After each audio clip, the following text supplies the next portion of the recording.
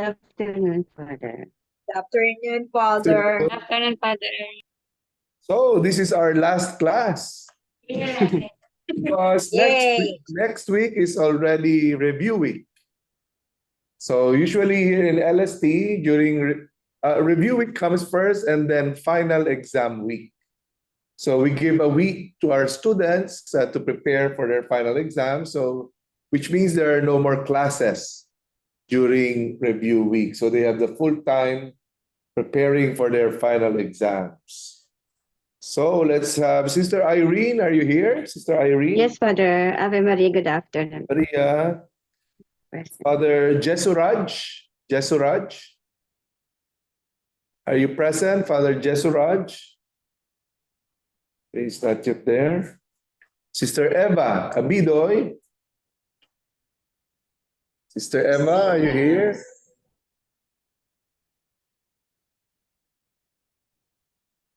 Okay.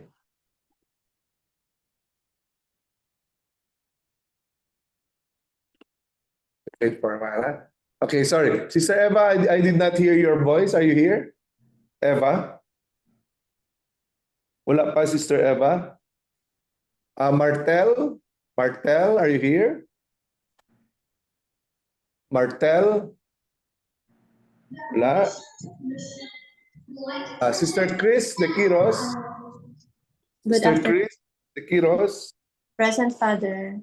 Okay, Sister Gina and Sister Juliet are together. Yes, Father. The two sisters. Ave Maria, Father. Okay, thank you. And we have Sister Alice. Sister Alice, are you there? Present po, Father. Okay, thank you. Father Kim Escobar. Present po, Padre. Okay, and Father, Kim Sungmi. Present, Father. Good afternoon. Yeah, I see you there.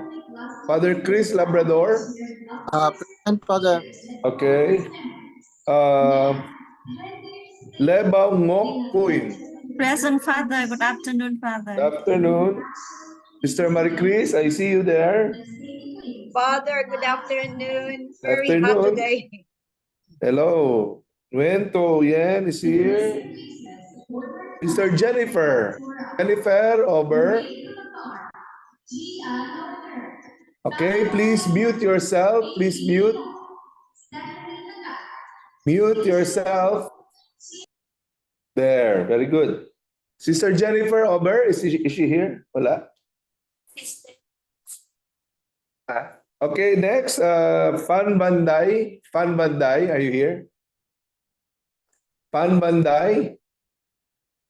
Father Fan Banday, wala. Absent. Father Albertus is here. Sister Leoncia. Sister Leoncia, are you here? Present po. Okay, good. Next, Sister Ana, Tenerife. Present, Father. Good afternoon Okay, po. good afternoon. Sister Trang emailed that she will not be present this afternoon. Okay, next. And Sister Ella. Sister Ella, are you here? Okay, what happened to Sister Ella? Sister Ella has not been present. Okay.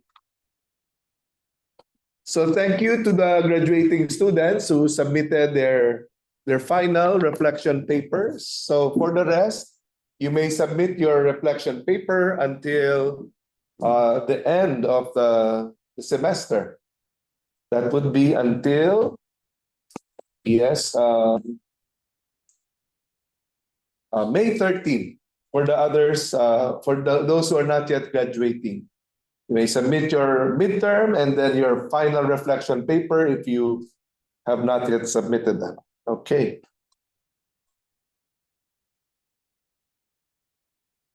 So we'll just conclude the class with some basic information that would be helpful for us regarding priests and the seminarians on formation. So the second part of our class, we will discuss matters regarding the incardination and then excardination of diocesan clergy. But that discussion will also include how religious clergy are incardinated and excardinated. No?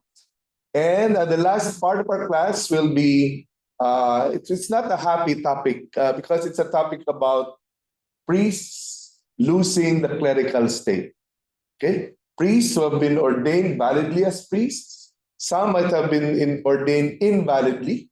So their invalid ordination will have to be declared. And some have been ordained validly, but because of various situations, they become what we call, the normal term that we use is laicization.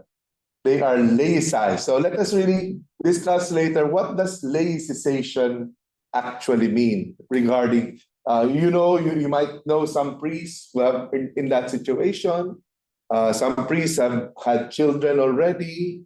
They have not performed anymore. Therefore, their ministry as priests. So that's why I'm saying it's not a happy topic.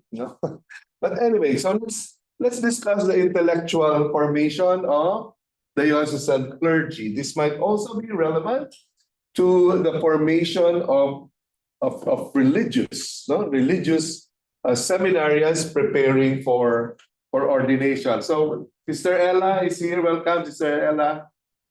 Okay. Okay, welcome. From Bataan, very far away, Bataan. So intellectual formation is in Canon 248 of the Code of Canon Law. Let's see what it contains. No? So it states that the primary aim of studies of seminarians, the primary aim is to prepare them in order to teach and preach the Word of God. No? That's the primary aim. So all these years of formation, so they do studies, and in order to prepare them, equip them for ministry. It seems now the Code of Canon Law is focusing on teaching and preaching, no? That aspect of the life of the priest. Also, one of the goals and objectives is to nourish them their own faith, no? Their own faith, so that if their own faith is nourished, so they will be able to share something, no? When they become priests. One of the most important ministries of priests, of course, we celebrate the Mass, but also we give the homily, no? As we have seen in these past years of the papacy of Pope Francis, he has been stressing so much the aspect of the homily. No, of course, with some criticism of some priests who first do not prepare the homily, or number two, they might actually prepare, but they're not competent to be able to bring the Word of God to the hearts of men and women attending the Mass. And that's why Pope Francis has been saying, this is a very important aspect of our ministry, and our seminarians have to be prepared for that. No? But take note, it says here, nourishment of the seminarians' faith by doctrinal teaching. But that is not the only way whereby our faith is nourished, not just by doctrines. No? There are other aspects whereby our faith is nourished. Again, as I mentioned, it seems the Code of Canon Law is focusing on proclamation, on preaching, proclamation of the gospel to the people of their own time. While we might kind of have an idea that proclamation basically is speaking, there's also a way of proclaiming by our actions. No? And it says here very clearly, to people of their own time, meaning people of the present. Sometimes the problem is some priests, they live out their priestly life, their ministry proclamation, as if they are ministering to people of the past. No, I see that personally, a kind of a resurgence of the nostalgia of the past years. When you see seminarians being dressed up like pre-Vatican II. Have you seen seminarians dressing up like pre-Vatican II with all these all these beautiful laces like that? expensive laces, clothing, etc. And even some deacons. Have you seen old pictures of priests with their chasubles? They look like very heavy stuff. Yes. In the movie, no? Yes. Like if you have you seen a picture of Saint Ignatius of Loyola? Yes. You in his chasuble. That chasuble it's 1500s, no? And it looks very heavy. Sometimes now I see diaconate ordinations, deacons wearing something like that. So it's kind of a bringing back the present day to an old time, no?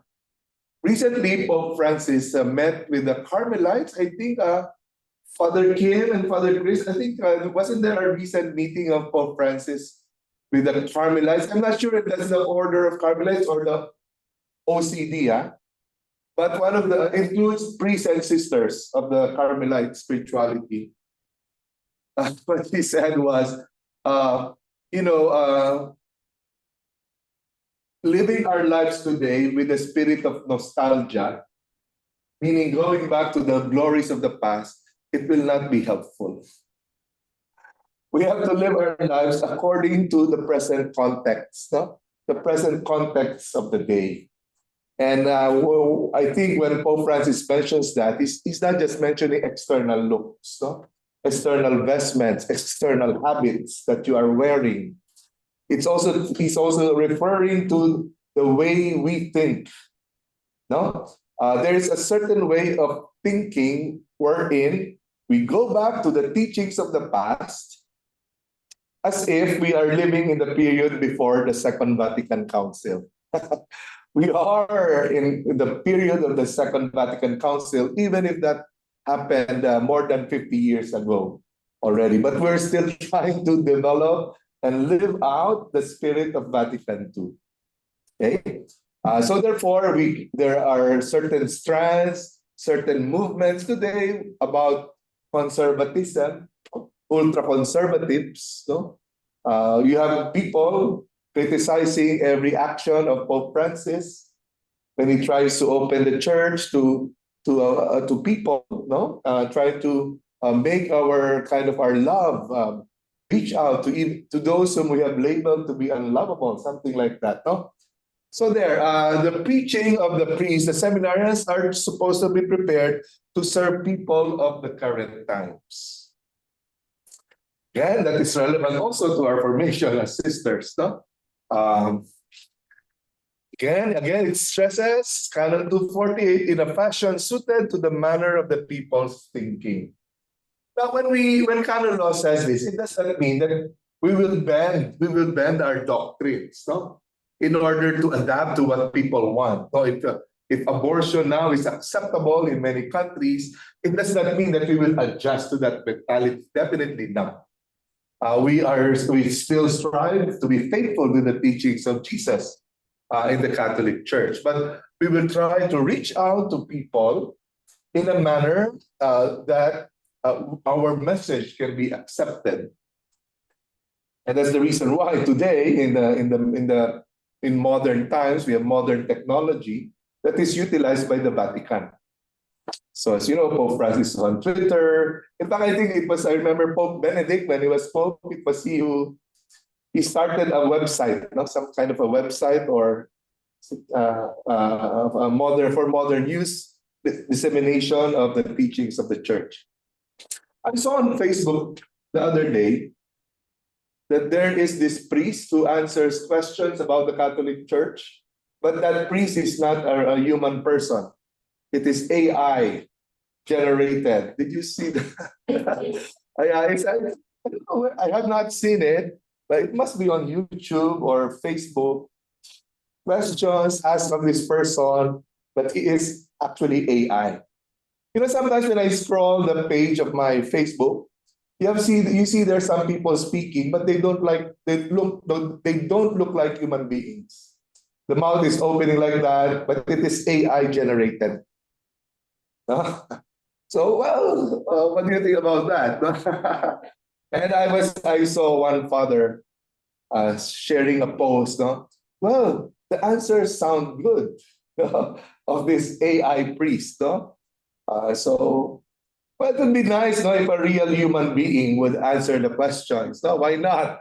Why rely on AI when, because of course, when you have a real priest or human being or a real sister answering questions about the Christian faith, you would want, since we are human beings, we want human beings to answer us also. No? So because then comes in personal experiences that can be shared, and AI, well, can mount some experiences, but it's not personal experience. So there you are. No? So again, yeah, it's a matter of relevance, but it's more of a matter of communication. We don't exist just to be relevant. I don't think we should exist just to be relevant, no? But we exist in order to be able to communicate well who we are, our beliefs, our traditions, of course, and we should be able to express our love and concern for other people. So there. So that's it's about intellectual formation. Intellectual meaning it's focused on the brain, no? But of course, if we have IQ, diba? Apart from IQ, there's another Q. EQ. No, that's very important. And that will also be discussed in canon law. So therefore now we have what we call different pillars in our formation in seminarians. We have the intellectual pillar, but definitely now we also have the human formation. No? Okay, we will see that. So in the ratio, I mentioned the ratio before. There was a universal ratio for the whole church, but also in the Philippines, we have the ratio for the Philippines, the program for priestly formation. The universal ratio is called Ratio Fundamentalis Institutionis Sacerdotalis, the fundamental program or ratio for the formation, institutionis, formation, sacerdotalis of priests. No? To translate Christian life into terms which will be relevant to their own cultural context. Okay? Here in the Philippines, for a good number of years, even until now, to a certain extent, our mindset is very much Western. No? Western, well, because of 300 years of Spanish rule, you have 50 years of American rule. When the Spaniards left the country, the congregations that were present in the Philippines already, like the Jesuits, the Americans took over the formation of the seminarians and even sisters. The Divine Zeal arrived later, 1970s or 1980s. But the others, but also apart from the aspect of the church, of course, also the culture, you don't know what it is, Western and Asian at the same time, no? But in theology, really, in the intellectual formation, a lot of Western concepts, even here in LST, no? The books that we read were American books or European books translated into English. But more recently, I would say since 2007, around that time, 2007, 2008, we tried to, taking very small steps, trying to be more contextualized, being more acculturated, bringing in Asian topics, Asian themes, even providing Asian sources, Asian books to our students through our library acquisitions, and even inviting Asian professors to be able to impart what they have, no, as an Indonesian or as a Malaysian professor. It's us, the person of the professor, is very helpful in bringing in a more contextualized formation here in LSD, formation according to one's own cultural context. So that's the reason why here today in LSD we have one Indonesian professor, Father Hartono. We have one Malaysian professor. Of course, we have an American professor, but we will have, beginning this August, a professor from India, a Jesuit, an expert in the Old Testament, who will be on loan with us for 3 years. Father Selva Ratinam He was the dean of the Faculty of Theology of the Jesuits in Pune, in India. So there.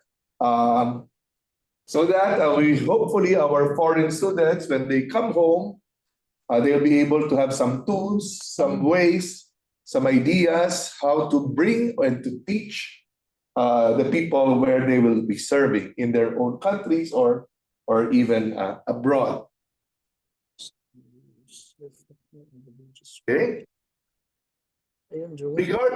Regarding literary and scientific studies, so these are the more specific areas of study.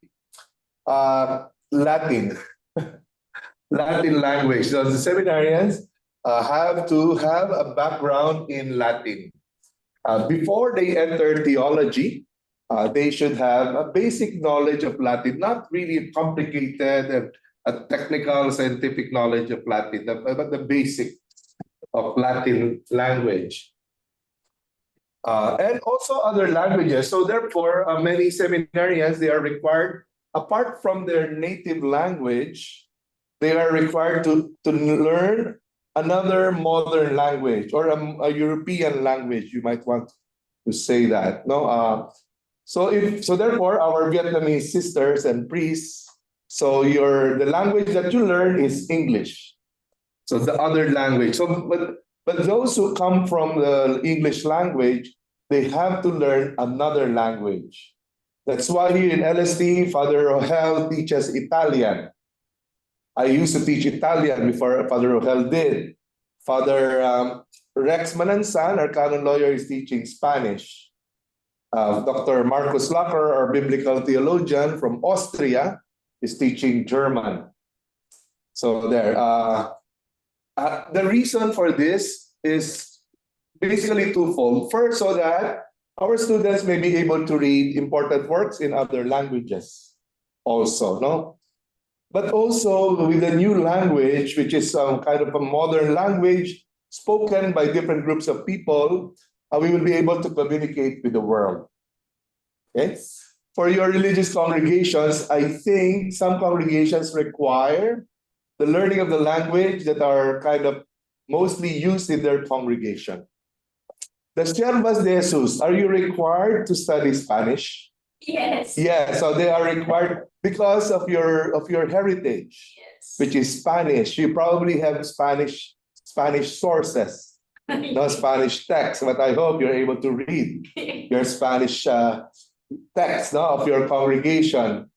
How about the Daughters of Divine Zeal? Italian. Parla italiano?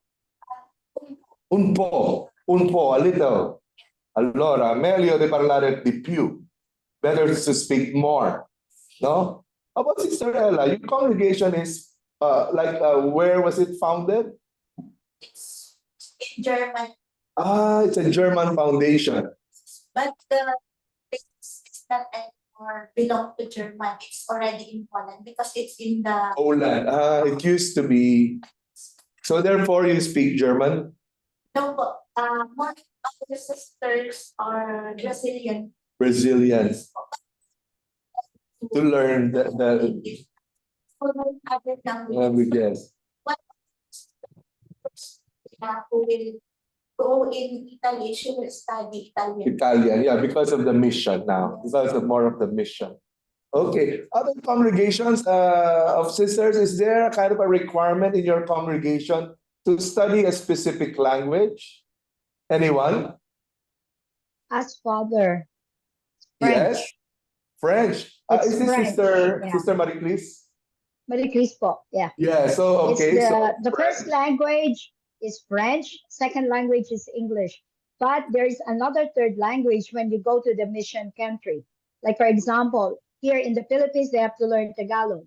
okay. Like me, I have been to Hong Kong, I learned Cantonese. Cantonese? Wow, Yes, so therefore so you you need to speak have- Filipino, you speak English, you speak French and French. Cantonese. Cantonese, yeah, Father. And now I will learn the Bisaya. Hindi naman, I would sister. like to learn Bisaya language. I just came back from Cebu, so I think Okay. I will learn I Cebuano. see. Are you Tagalog? Yes po, Bulacan po ako. I came from Bulacan. Oh my Bulacan. God.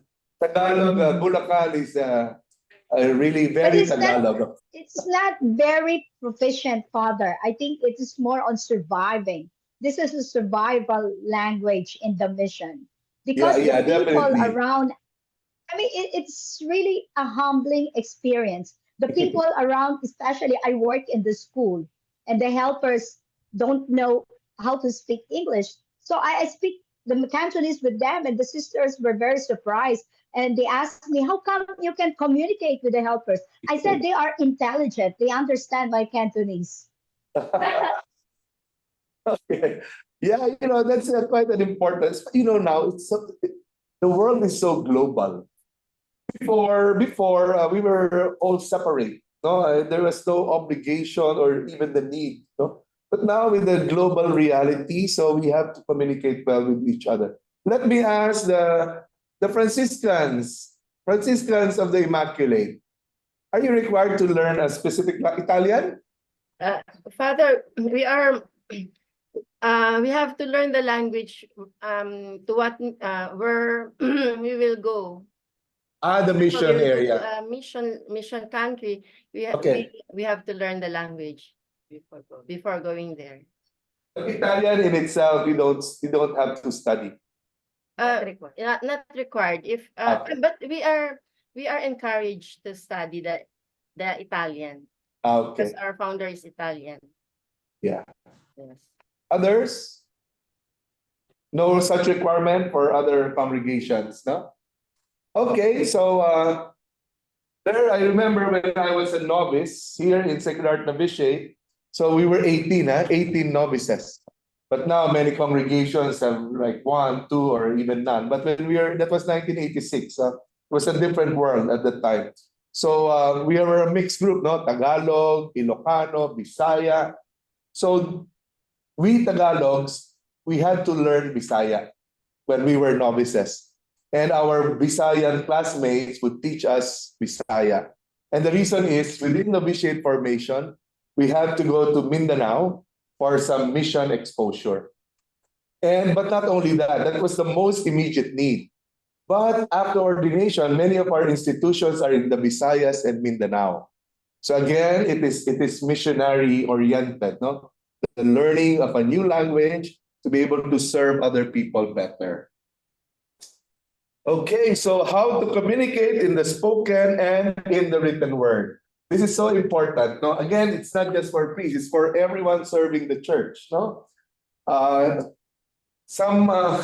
there has to be training in the spoken word. Sometimes I know some lay people are quite irritated when the priest giving the homily could not even speak directly. No, cannot speak clearly, could not even use the microphone as such a simple reality of the microphone not being used properly by the priest, by the preacher, no? And so that's it. So there's a good deal of training in this both, no? Not just in the written word, but in the spoken word. So that we expect this from priests, no? If you have a priest who could not communicate well with the people, then there's a problem there with formation. And remember, I won't say which diocese, but in this one diocese, the people were complaining, Father, we could not understand his homily, what he's saying. There's already a good sound system in the parish church. Very good sound system, but still we could not understand what he's saying. It's a matter of pronunciation. It's a matter of pronunciation. So, some seminaries give a good deal of training for their seminaries in this regard, but some seminaries, they practically, they don't care about it, no, which is not good. Because again, in Canon 249, seminarians, those preparing for service in the church, they have to be trained in this area. Okay? That is the reason why so many Catholics go to the born-again churches. Now, what is this very popular non-Catholic church frequented by so many young professionals? Do you know that among the Filipinos? Do you know that group? in the Philippines now, where so many young professionals go to be nourished by the Word of God. Have you heard of the Victory Church? Victory Church, I think here in Katipunan, there is one church there in that building there, because they have very good preachers. And these are lay preachers. These are lay preachers. So I what heard the Yolo Pascual. Yes, Yolo Pascual belongs to that group. the Victory Church. Yeah. Opo. Kasi my classmate also belongs to the Victory Church in Bulacan, in Baliwag. So this when people do that, so sometimes it's good that they're being nourished by the Word of God, not even in the non-Catholic Church. At the same time, you kind of feel some sense of regret. Why can't we provide that? But many lay groups in the Catholic Church are trying to help our fellow Catholics in this situation. Have you heard of the group of Bo Sanchez? It's called The Feast. Yes. The Feast, again, at least there among the Catholic Christians, no, they go to the feast. They start with the preaching, no, by Bo Sanchez or other lay preachers, men and women, and then they end it with the mass. So, and they hold it not in churches, but in the malls, no, or in like I think in PICC there in Rojas Boulevard, the Philippine International Convention Center, they hold it in these kinds of settings. No? So there you are. So the SM. importance in SM also, in SM, yes. SM Cinema. SM Yeah, Cinema, the Father. cinemas, yeah. Why not, diba? It's comfortable for them after the preaching and the mass, then they go to lunch in the mall. No? So they have a kind of a wholesome experience. No? Sometimes, well, again, there are different groups of people to serve in the church. There's not only one. There are others, many others of our brothers and sisters. They were quite happy in the parish setting, and that is good. That is good also. And this art and music. Do we have to train our seminarians in art and music? Whether sacred or profane or secular. When some conservatives see that, why should they have to study profane music? That's bad. That's evil. They can be led to sin. I remember, it all depends on one's view of the world. So I remember now, one of my relatives. No? We have an uncle who's kind of old. No? Oh, but he needs internet. He needs internet in the house so he can watch the Netflix and to have his entertainment also, instead of just sitting there in his house not doing anything. No, and then one of my cousins said, "Oh, maybe let's not just install internet, because there are many bad things there." Baka he might even watch those bad films. And again, there's like AI, artificial intelligence.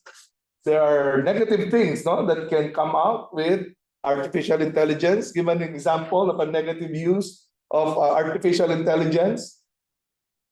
I hope your reflection papers were not products of artificial intelligence, huh? Chat GPT. I hope I will see if it's so perfect. Oh, perfect reflection and good grammar, no mistake. Oh, maybe this is Chat GPT, huh? But if I see many mistakes in grammar, okay, so this is yeah, like anything, everything is kind of a two-pronged. No, it can be used in a negative way. It can also be used in a very positive way. So it depends on our view of the world, whether to look at technology as evil or look at technology as good. No? But there, art and music, this, as long as they will be helpful for the apostolate. No? Of course, again, it's apostolic reason. No? Now you might ask, some Jesuits have composed music, no? Have you heard of some Jesuit songs? Yes. Have you? Father Manuling, Francisco, like that? Who among you was able to have Father Fruto Ramirez as their teacher. Father Fruto Ramirez is our professor of Old Testament. Yeah, he composed a number of songs. In fact, in January, we will have a kind of a concert to be organized by Father Manuling Francisco, featuring the songs of Father Fruto Ramirez. You know, one of his popular songs, I'm sure you know this song composed by him. Purihin ang Panginoon, umawit ng taga. Yeah, many think that was composed by Father Manuling. No, that was not composed by Father Manuling. That's Father Fruto Ramirez. So then, you know what? He was never trained there. It was his personal hobby. The same thing with Father Manuling. Well, I think Manuling had some training when he was small, playing the piano. No? And Father Arnel Aquino. But they did not have a real formal professional training to compose songs. So yeah, anyone among you composes songs? Anyone? Sister Sungmi, do you have Korean songs? No? None? No, I don't know how to compose songs. But Oh, well, maybe you can translate Filipino songs to Korean. oh yes, maybe I can. Okay.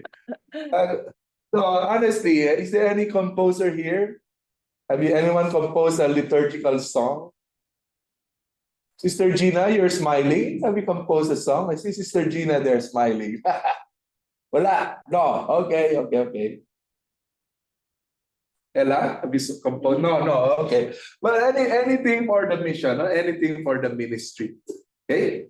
Now also instruments of social communication. No, this is a term in the 1990s and 1980s. The canon law was promulgated in 1983. At that time, the word social media did not exist yet. No, social media did not exist. That word. No, it was this. So to update this, training in instruments of social communication and in social media. I don't know, do we still need to be trained in social media? Because the seminarians already know that, no? They know it better than most of us. But maybe the responsible use. The responsible use of social media, but also one of the topics that we had, the workshop here during the International Conference on Youth Ministry, was technology and evangelization. To be able to use technology, social media, and even artificial intelligence for evangelization. So there was this young Salesian priest, just ordained a few months ago as a priest, who handled that workshop, Father Paul Dumka. So that's an important aspect of formation. Social doctrines of the church, the teachings of the church on social justice. This is, for us in the church, respect for human rights and social justice is one of our important ministries. Okay, and then the awareness about the social needs of our own country, where we belong. No? For formation of seminarians, specifically diocesan seminarians, we have these two aspects, two levels of formation. First is the study of philosophy. Okay. And then after the study of philosophy, the seminarians study theology.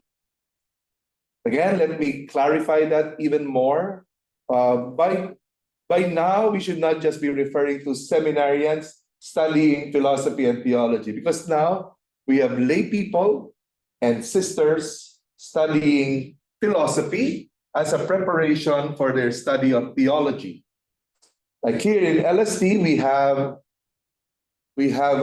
two sisters currently studying.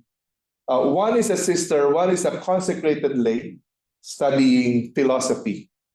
One of them, the consecrated lay, wrote an article for our magazine Tinig Loyola to be released soon.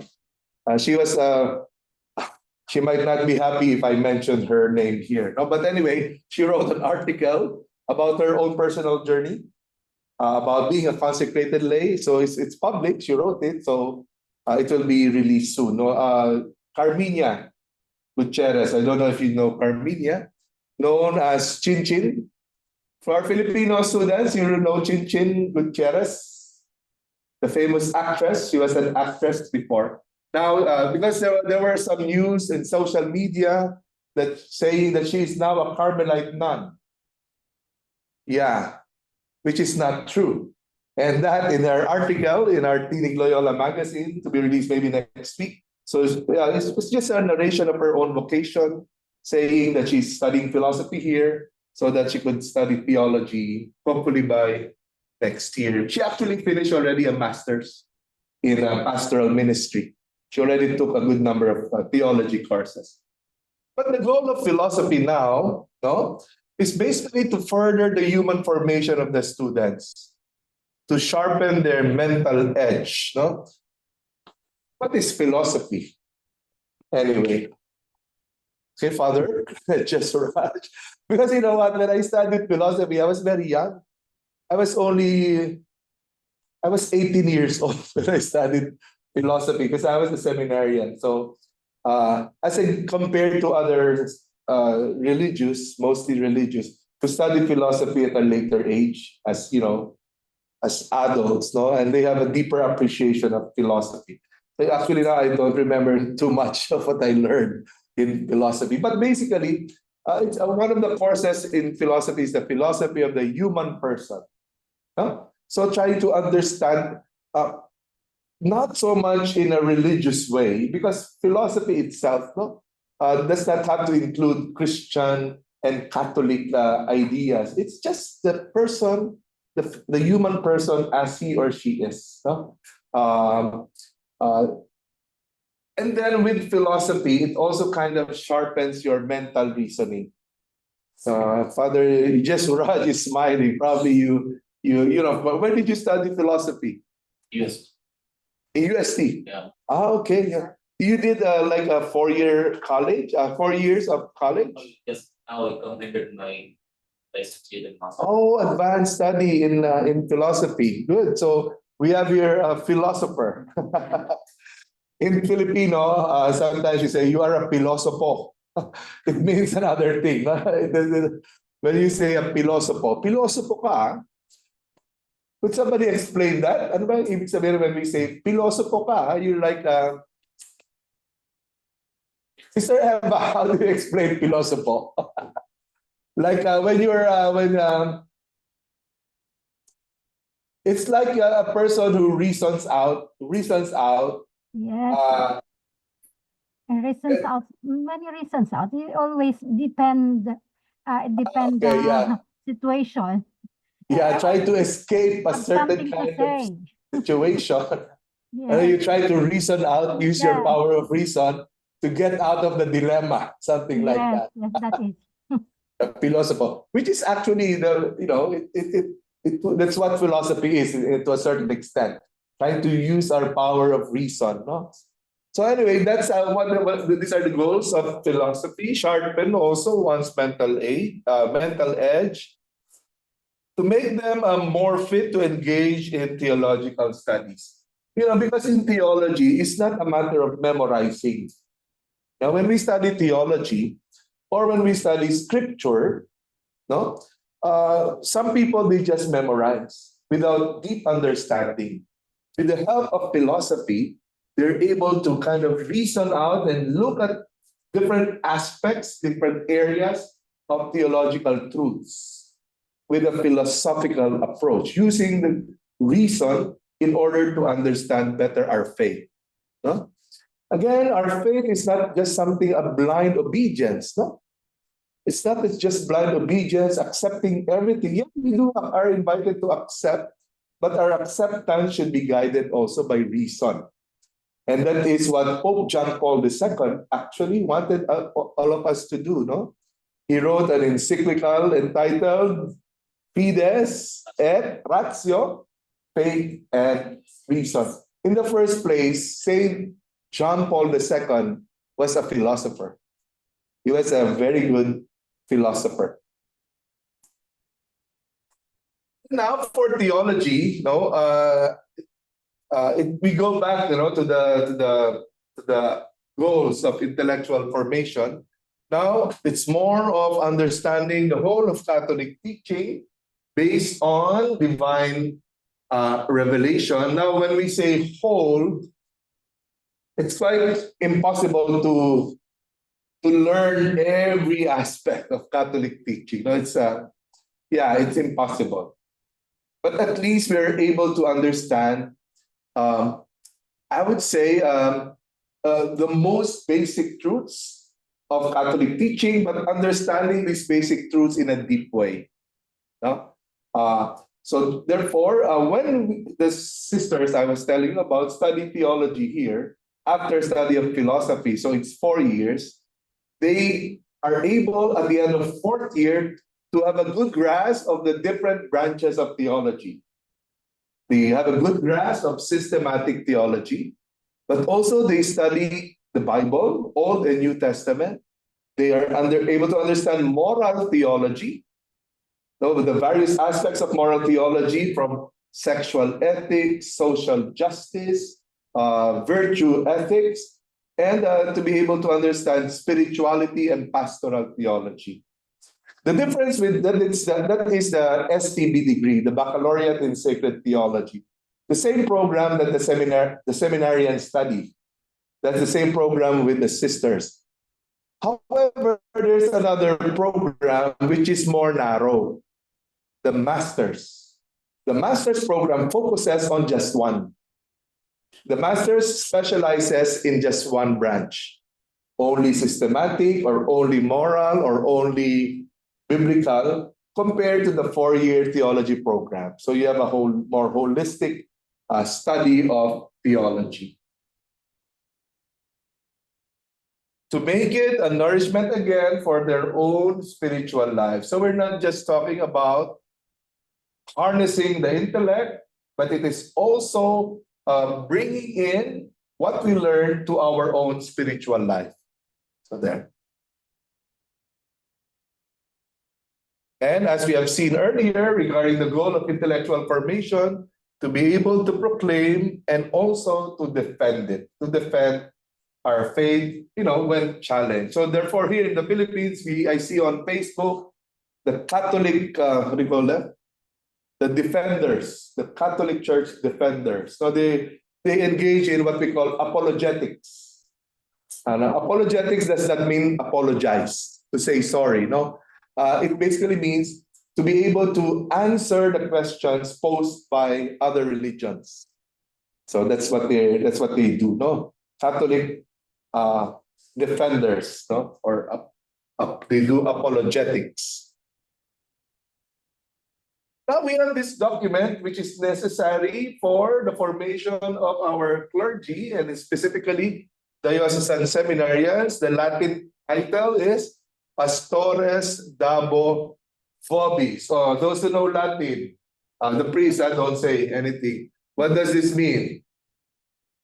Okay, let's look. Okay, you know this word.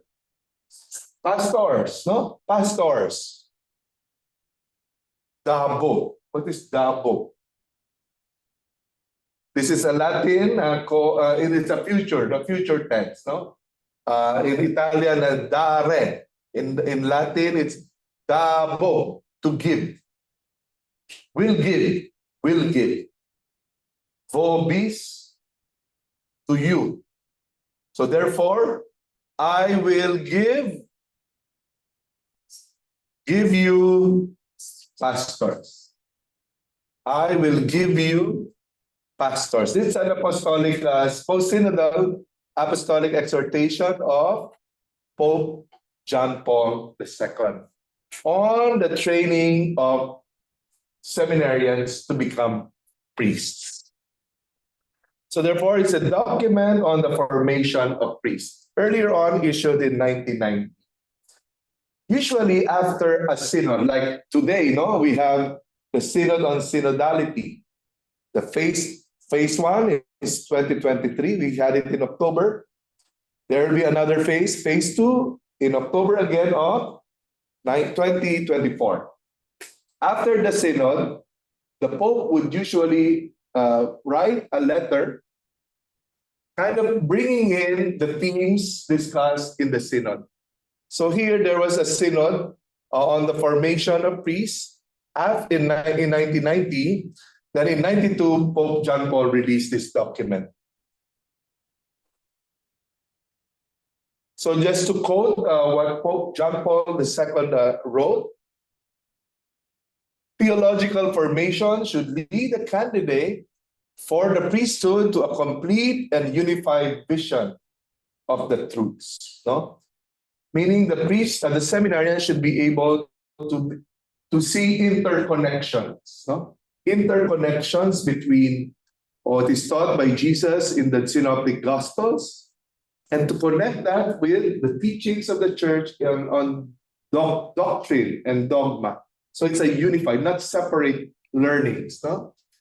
And for example, also the seminarian in studying moral theology will understand why, for example, adultery is prohibited. So therefore, that will connect to what Jesus teaches us in scriptures. So it is a complete and unified vision of the Catholic truths, which God has revealed in Jesus Christ and of the church's experience of faith. Hence, the need to know both the Christian truths without arbitrarily selecting among them, and to know them in an orderly fashion. Okay? So I noticed, as a school of theology, we try to benchmark with other faculties of theology in Asia and in the US and Europe. There was one thing that we discovered, for example, in one faculty of theology in the US. I will not say which faculty. If you want to know after class, I'll tell you. So we were trying to assess how is our STB curriculum. Let's check. So we checked the website of another faculty of theology, and then we looked at it. We were surprised because here in LST, our STB program, it is really programmed. Now there are courses that are required from first year, second year, third year, and they are actually identified when to take them. So basically with first year, we start with the more foundational courses, and then followed by the second year courses, which the seminarian should take after taking the first year courses. So because it is kind of a ladder, so it's not all mixed up. But we were surprised when we read in this website of a faculty of theology, the seminarians, they just have to fulfill a certain number of units. Okay, 20 units systematic theology, 16 units biblical theology, 12 units moral theology, and it's up to them to choose. So we were surprised, how could that be? For example, then they have a list of courses that they can choose from. So for example, of course, the standard courses, Christology, Ecclesiology, but there are also more very specific courses, Hispanic theology. But there's also another thing there called, I'm not saying it's not good, it's good, but it's good if taken with some preparation. Feminist theology. So therefore, it's possible that these seminarians can take those specific topics without having been able to take the more basic foundational theology courses. So they can take feminist theology without taking Christology or Ecclesiology or Revelation faith. So again, that's a kind of a really defective way of studying theology, because it becomes arbitrary. Choose what you want. Make your own program, in other words. Now, when we study theology, it cannot be that. No, because when you are studying medicine, can you just choose what course you want, medicine? Well, if you do that, make your own medical program, people will die. People will die under your hands. No? Yeah, so again, so that's it. This is the principle of John Paul. Okay, it has to be a systematic study of the Christian truths without just arbitrary choosing of topics and courses. There has to be an order. Now for our licentiate students, so the licentiate is the stage of formation which is advanced, a higher level to baccalaureate in sacred theology. There, because they have taken already the basic theological program, then they can choose their own. Now in licentiate, they can choose the courses that they would like to take and the courses that you'd like, that the field that they'd like to specialize. And surely, of course, the doctoral level also. So according to John Paul, this means that the candidates need to be helped to build a synthesis, which will be the result of the contributions of different theological disciplines. Now, they're to be able to bring them all together. Like at the end of their studies here in LST, by fourth year, they have what we call a comprehensive examination. So these from courses in systematic theology or dogmatic theology taken from first year up to fourth year, they review for a final comprehensive exam. So there, the professors would usually ask, oh, what is the connection between Christology and ecclesiology? What is the connection between the study of Jesus Christ and the study of the church? What is the connection between Mariology, the study of Mary, with Christology? So those kinds of try to bring into a summary, into a synthesis, what they have learned in theology. Now there are aspects of formation which are specifically pastoral. So I was saying, this is not just an intellectual enterprise, no?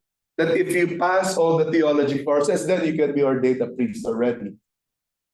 Okay? Because there are other areas of formation, like in this case, pastoral formation. They learn the principles and techniques of pastoral work. So for example, we have a course on introduction to pastoral methods. So we invite speakers. The first speaker that we have for this course talks about organizational management. No? Using the techniques and also the reflections from the secular world to help our seminarians prepare for their ministry. So organizational development, that's one example.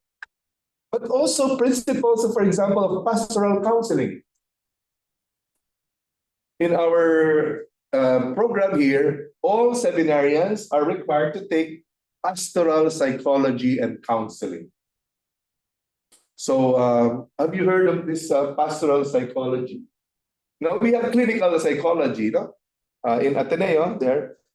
Here we call it pastoral psychology and counseling, trying to understand the human person, not so much from the clinical perspective, but in both areas, understanding the person from the science of psychology, but also from the viewpoint of spirituality. So that we have a fuller view of a person from the psychological perspective, but also from the spiritual aspect. So we call psycho-spiritual formation. So that's what we impart in the course Pastoral Psychology and Counseling. And for us, seminarians, but also sisters, we will be approached by so many people asking for help, for some assistance, or people who just who want themselves to be listened to, their problems. No? Then we need to have some skills to be able to do that. In the past, usually what people would do is just give advice. Advice. Do this, do that. Don't do this, don't do that. No. Sometimes we cannot do that without listening well. Yes. And listening actually is a skill. You might know that for our students here, no? It's not just a matter of understanding what is being said. And sometimes good listening is also listening to what is not said. You know, there are certain things which are verbalized that speak much more than just the words that were said. And there we have an insight into the person who is in front of us. So if you're interested, we always have a course here in pastoral psychology and counseling. Okay, catechetics. We have, because for priests, I would say canon law states that the primary duty of priests is the catechesis of the Christian people, to bring the truths about Jesus Christ in the church to different groups of people, from children to adults. Yeah, I mentioned already homiletics. We should have training in homiletics. Many seminaries have a full course on just homiletics, training them how to write the homily, and then training them also how to deliver it. In LST, we try to do it in a different way. We try to do it in a holistic way with the help of Jesuit communications. We have the office here, JESCOM. The speakers, we get speakers from the secular field. So not just the churchy speakers. You know what that means? In Tagalog, yung mga amoy insenso. No, amoy insenso. They smell like incense because they're always in the church. So meaning these are priests, no, even sisters, no. There's some sisters amoy insenso. No, just so that our seminarians will kind of broaden their understanding, and then you have lay people there training you. So if you have lay people training you, somehow you must be led to a good way, because we will be ministering and preaching to lay people. If they tell you, oh, that's not effective, then you have to believe them. Because these are already the lay people there. So in fact, it's them. I think there's a section on homiletics. No, a part of the semester is training. We invite Father Mon Bautista, I think, to give that training in homiletics. No, and there was a time when Cardinal Tagle was not yet in Rome. Cardinal Tagle handled the module on homiletics. And then what we did, what JESCOM would do is, there is a practical, no? They have to deliver the homily, and there are lay people there, and they will critique your homily. Yeah, the lay people themselves will critique your homily. So there you are. So that's a really good way to train our seminarians. So remove all these illusions. The seminarians are always good. No, in fact, that's not very true. Sometimes no, I don't know. It's nothing more than that. Okay, liturgy. Okay, we have to train our men also to celebrate the sacraments well, and that's why we have a course here on presiding at the liturgy. Gone were the days in the 1970s and even the 1980s when there was a good deal of laxity among priests. Some priests would celebrate the Mass just wearing the stole.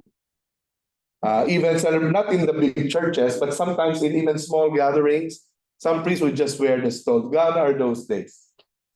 There was a kind of a rather extreme mistaken understanding of what Vatican II reform is. So now I think, as I observe it through the years, priests and Jesuit priests, I'm saying, are more kind of not really conservative, but basic observance of basic protocols of the liturgy. Yeah. Skills also in interpersonal relationships. I did not know this has to be trained. Seminaries have to be trained in this. Yeah? Yeah. Yes. In the novitiate formation, at least in the Philippines, no, this is part of the whole novitiate formation. Skills in interpersonal relationships, and this is usually given in novitiate formation in the context of what we call the PSI. Have you heard of PSI among our sisters, Filipina sisters? What is PSI? Anyone? PSI stands for psycho-spiritual integration. Psycho-spiritual integration. So it's a process within the formation program, it depends the vision or whenever. It's looking at ourselves in a more intimate way, self-understanding, and trying to process our own selves with the help of a guide. So it's psycho-spiritual integration. And in the process, we're able to detect, and for some, the first time they realize that there are aspects of themselves that need to be redirected. No? Some they realize, for example, after examining their whole life, they have this authority hang up, because probably it came from a very controlling father, or very strict father in that family setting, and then certain attitudes and behaviors are propagated during the adult life of a person. And there are some skills that are learned in interpersonal relationships. And then parish administration also.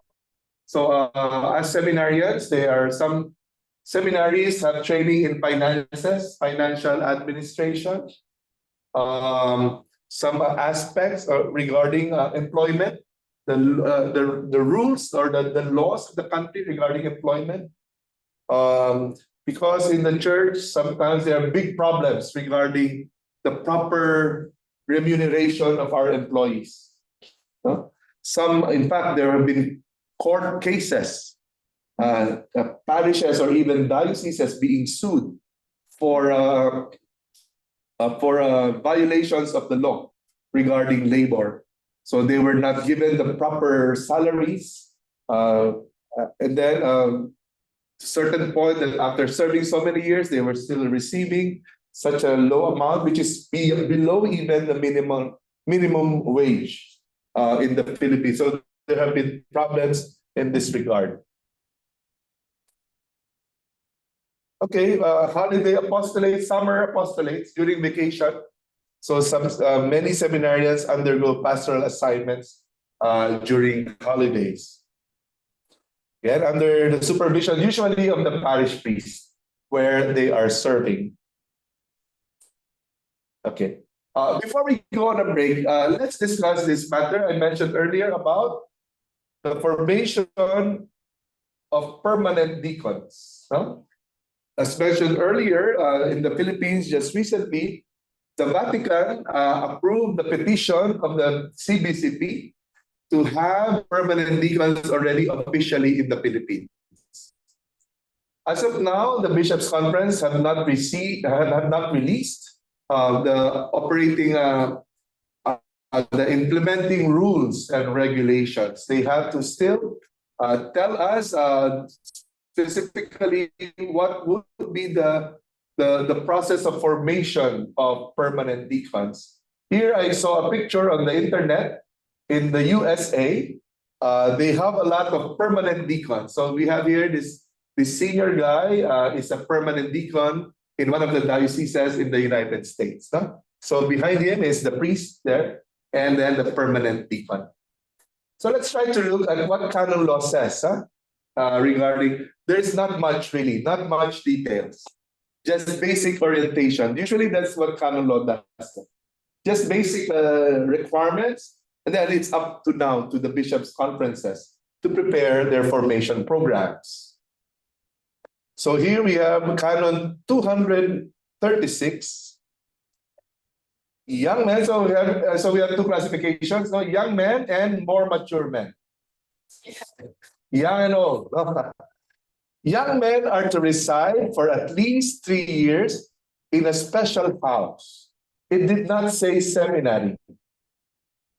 In a special house, not necessarily seminary, but the bishop can decide, okay, we have this young man preparing for permanent diaconate, he can reside in the seminary. That's possible also.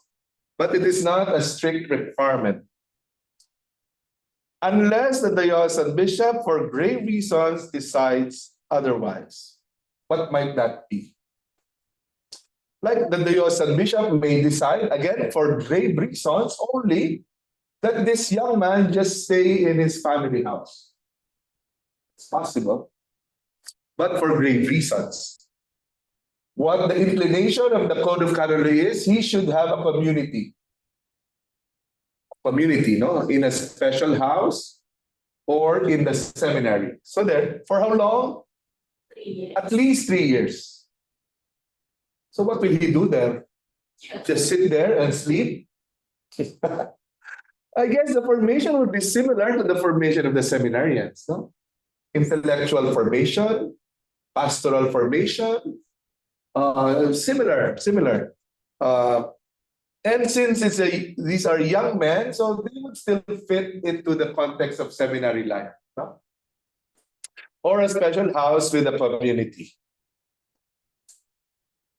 Now, for men of more mature years, so the canon law is very prudent to say more mature, not old. No, not old. No, more mature years, whether they are celibate or married.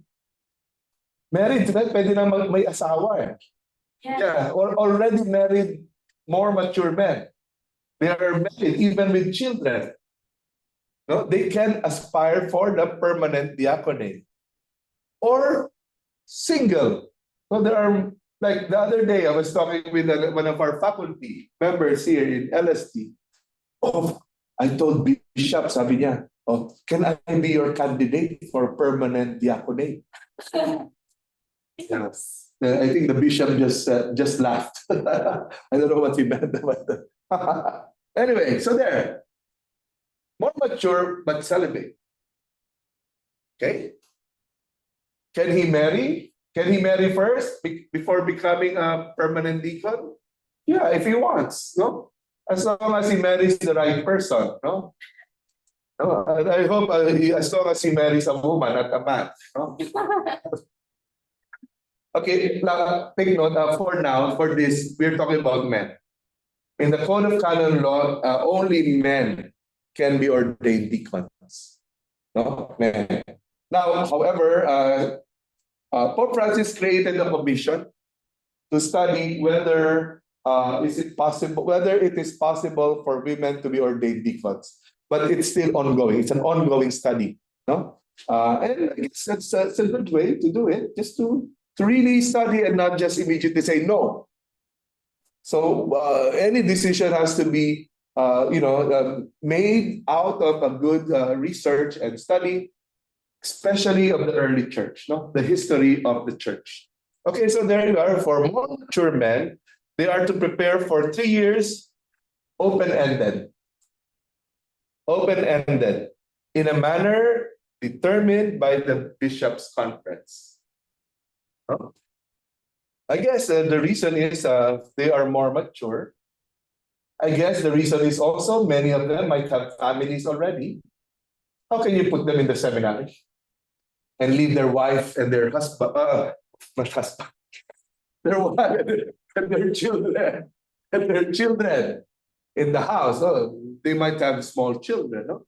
And it's the reason why canon law is quite flexible. No? Okay, let me share with you one example.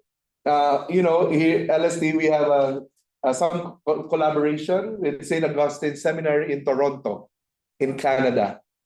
Their program there is this, no? On certain Saturdays, certain weekends, so these men, I think both celibate and married, even also young men preparing for the permanent diaconate, they come for classes and seminars on weekends. No? Okay, I'm sure about that for more mature, but I'm not quite sure now for young men. No, but that's their program. So they have a curriculum.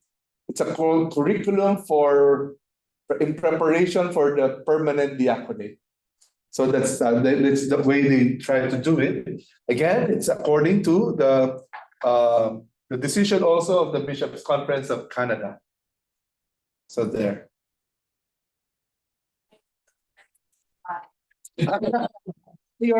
Our fathers, my father become permanent deacons, no? But just a question, like, would you be aware in Vietnam? Is there already kind of a petition made by the Bishops' Conference and approved by the Vatican? I think not yet. Not yet, ano? Is Fan Banday here? Father Fan Banday? Are you present now? Because he's a diocesan priest of Saigon. Yeah. But as of now, none yet. In fact, when we were studying theology here in the 1990s, there was an American senior. At the time, he must have been already around late 60s or early 70s. He was preparing himself for permanent diaconate. That's why he was studying theology with us. But and then he just went back to the US. He might have become a permanent deacon there. But that was years before the present year, when the Bishops' Conference already approved it. At that time, the CBCP has not approved it. So he could not find a diocese, therefore, to accept him. Question. Are you from India, Father Jesuraj?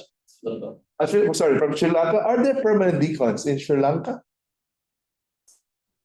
No. Indonesia? So they're officially approved permanent deacons. Yeah. Is it a good yes? We have a big perpetually nowadays we have taking perpetual vows. Yeah. Ordained Ordained as a deacon. Probably originally for the priesthood, but did not proceed, something like that. It's not like that. It's only for To be a deacon. Yeah, no, when this was being discussed, no, at least here in the Philippines, there were some objectors. Some of the objection was something like this, no? Oh, we should not have permanent deacons because then, therefore, many maybe will not want to become priests anymore. Maybe young men will not want to become a priest. It might diminish, as it were, the potential for young men entering the seminary to become priests. What do you think about that? Any opinion about that that kind of reason not to have permanent deacons in the Philippines? What do you think about that?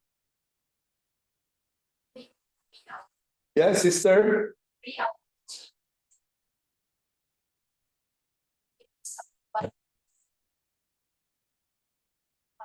That's what it is. Maybe our study.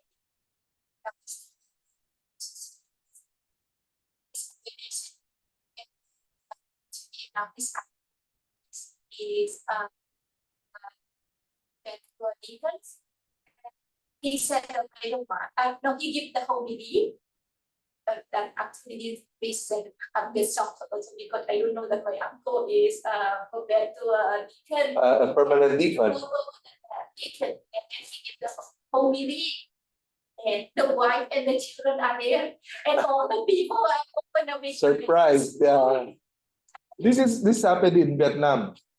Okay, a permanent deacon, he is Vietnamese, this permanent deacon, but in the US. Oh, yes, but Yes. yeah, and came back to Vietnam and gave the homily.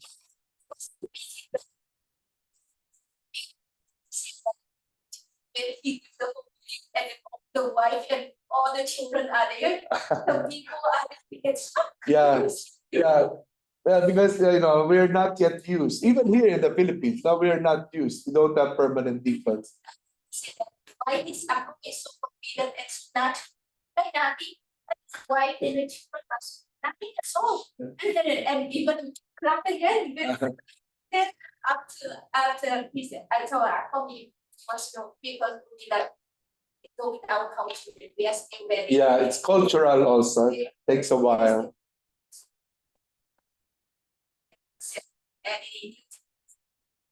Okay. Will there be less vocations in the priesthood if we have permanent deacons here in the Philippines? Can I ask you about Father Chris Labrador, what do you think? I think, Father, we will have more deacons than priests.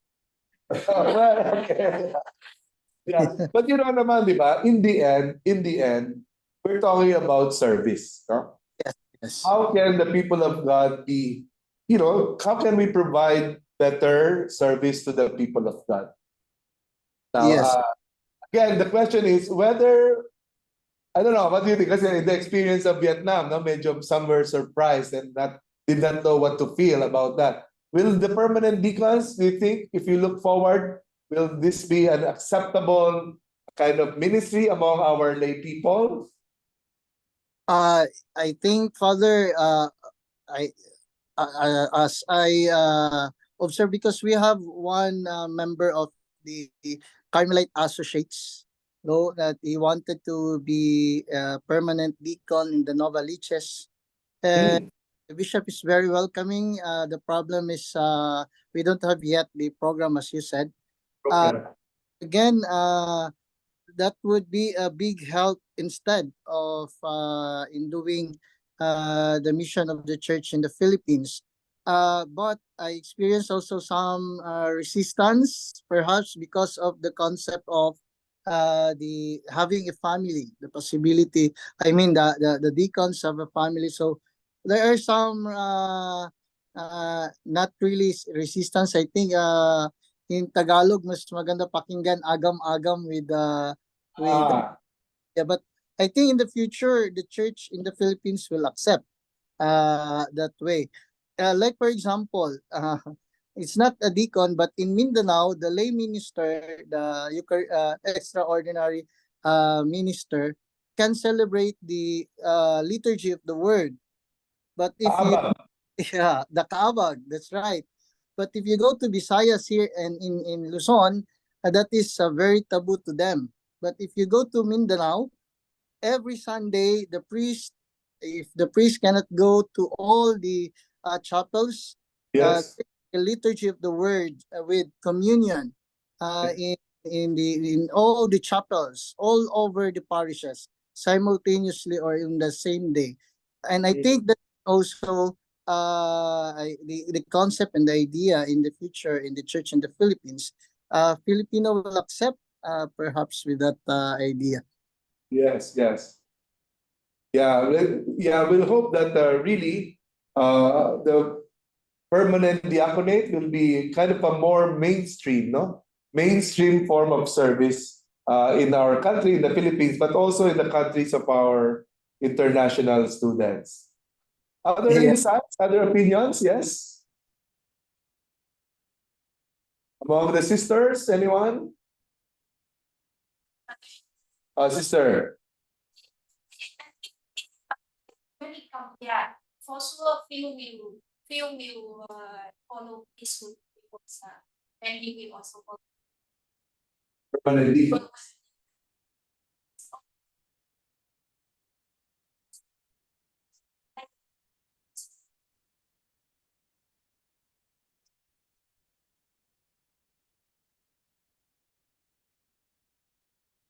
Express the priest is something very Very rare. then my power of also said you didn't he told me like you didn't go around look at them many places basically waiting for the priest for year to year. Yes. And there is that I think that yeah in fact it's of course pero when it comes to access people it more permanently that the more people be accept of the word of God. Yes. It gives up all these things. Yeah. So it's the permanent deacons are very helpful in reaching those who live so far away from the parish, no? To reach them and to be able to bring, they are trained, no? They are trained, so they'll be able to provide good services to the people.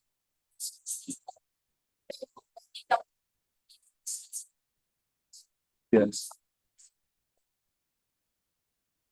Okay, so Sister Marie Chris, please, you're raising your hand. Yes, Father, just a sharing because I think the other denominations like the Aglipai, they are getting used even for a female priest. But at the same Yes. time, it's my first time. I think it was a deacon. it was a deacon. He was a male, but I think he is a gay. So it takes time for me to have this. When I saw him with the Roman collar, I think it's a deacon. He's not yet a priest. This is from the other denomination. And Yes. he was wearing a dangling earrings, Father. A male. I mean, a male with the Roman collar, with the dangling earrings na yung parang native siyang dangling earrings. And I was looking at him, and I like to take a photo, but I think we respect our brothers and sisters from the Aglipai or from the Baptist or like that. But I think also for a deacon, or I mean for a priest, they should be presentable. They should have this kind of, I mean, you are going to preach to people, even though Yeah. you are LGBTQ, or what is your sexual orientation. But I think it's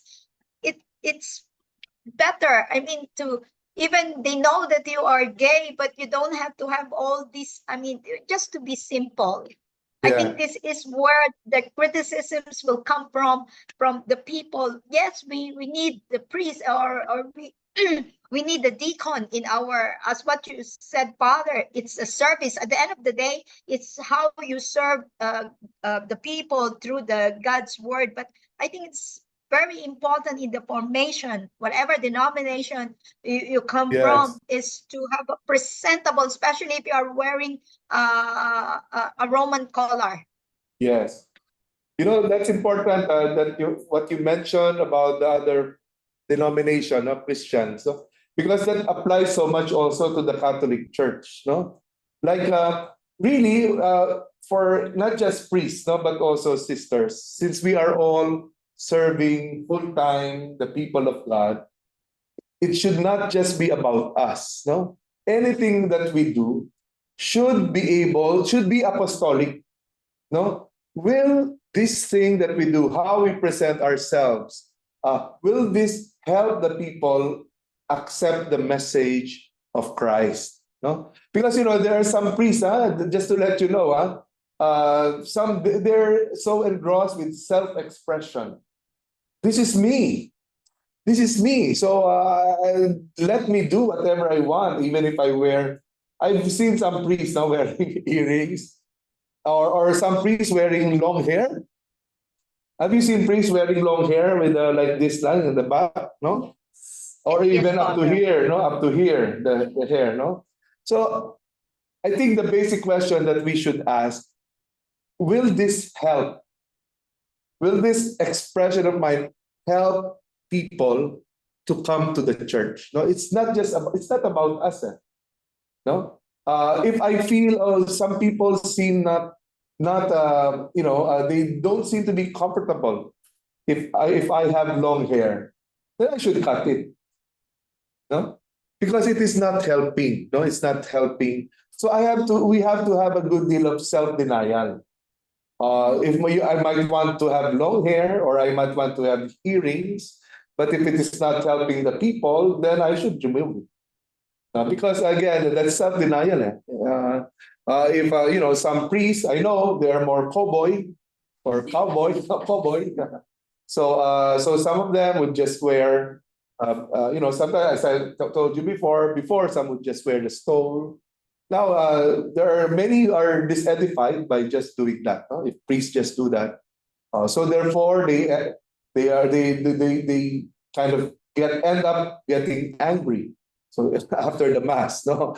So I guess the thing what we have to think about is the fact that we are apostles, no. We are bearers of the message of Christ. If the message not us, so we bring the message to others. Okay, so let's just check. Again, regarding the permanent diaconate, there is a document in the church called the Ratio Fundamentalis Institutionis Diaconorum. So this now pertains to the formation of permanent deacons. So it's 1998. So anyway, basically that's what canon law says. So, but we will wait for the more detailed guidelines for formation for the permanent deacons. Meanwhile, we'll keep ourselves updated, about the work of that commission, studying the possibility of women being ordained deacons. Because in the early church, there were women deacons actually. So again, Pope Francis is open to consider various aspects of our life, as long as, again, it is within the will of Christ. We will not do anything in the church which is not within the will of Christ, even if it is popular, even if there's a high, like a cry for women's ordination to the diaconate. If in the results of the commission investigating, it is not within our powers to allow women to be ordained deacons, then let it be so.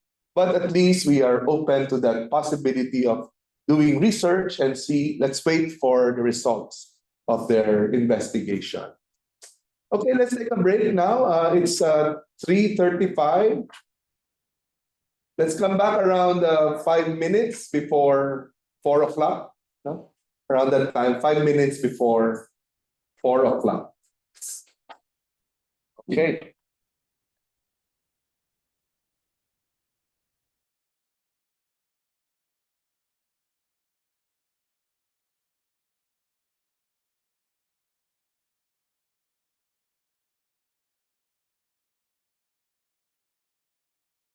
Of course, our diocesan clergy already know this, so this will just be a review for them.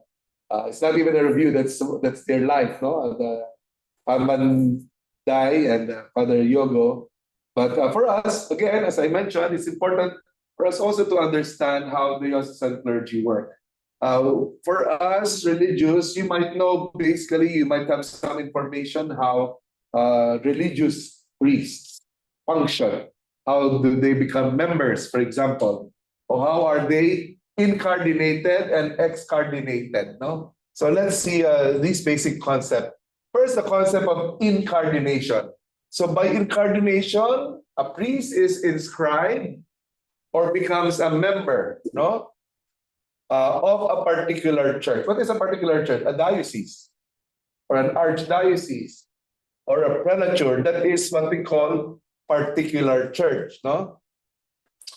Or one gets inscripted or becomes a member in a personal prelature. What's a personal prelature? Would you give an example of a personal prelature? There's only one in the world now. Opus Dei. Okay? Of course, we all know the Opus Dei. They are a personal prelature. A particular church, basically is territory. The Diocese of Cubao has its territory. Beyond the Diocese of Cubao territory, it's already the Diocese of Novaliches. So it's territorial. Sorry. But a personal prelature is not territorial. They belong to different parts of the world, but they are one prelature. That's why it's called personal. They have one kind of spirituality, one leadership, but they are present in different parts of the world. That's what distinguishes a personal prelature from a particular church. Now, also, a cleric is incardinated, becomes a member in an institute of consecrated life in a religious congregation. No? Here again, we're talking about priests here, or a society of apostolic life. Okay, and a society of apostolic life is similar to a religious congregation, but it's a bit different. So an example, the Merinol Fathers is a society of apostolic life. The Columban Fathers is a society of apostolic life. The PIME, the Italian Pontifical Missionary Institute for Foreign Mission, that is a society of apostolic life. Excardination, therefore, now is the opposite. The cessation of such a relationship, when one is not anymore a member of a particular grouping, no? Whether it be a particular church, whether it be a personal prelature or a religious institute, no, or a congregation. There is such a process whereby one gets excardinated. So one can get excardinated, does not become a member anymore of a diocese if he will be transferred to another diocese. Okay? So one is excardinated when one is incardinated to a new diocese or in a new religious congregation. So that is the basic principle of incardination and excardination. So here, I saw a cartoon here, acephalus. No? An acephalus. What is an acephalus? Example here. They were talking to each other. We have here a company with the president there. They were saying the corporation has been acephalus ever since the boss was arrested for embezzling. Meaning the president was removed from office, and therefore now the office is acephalus, which means without a head. No? The head. No? There, the cephalus. Meaning basically none. No. Cephalus, the head, no? Remember what in the Bible? What did Jesus say to Peter? You are Cephas. Cephas means the head, no? But it also means stone. You are the rock. Well, you are the rock. But it means basically when Jesus said to Peter, you are Cephas, you are the head of the apostles, no? Of the church. No? So there. The principle here is no priest should be a cephalus.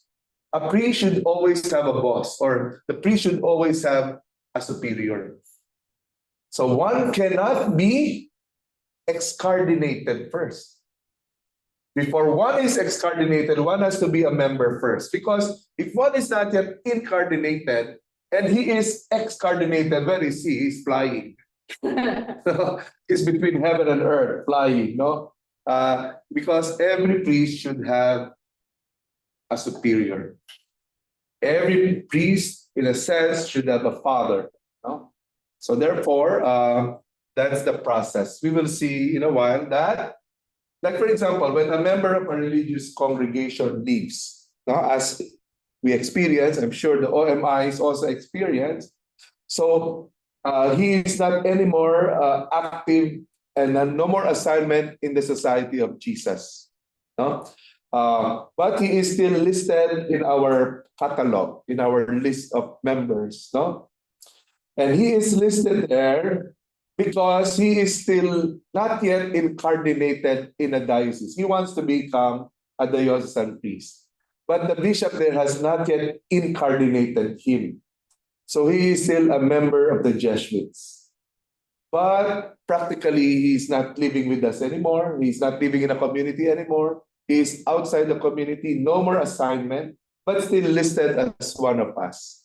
He is, as it were, still incardinated in the Jesuits because he is not yet incardinated in the diocese.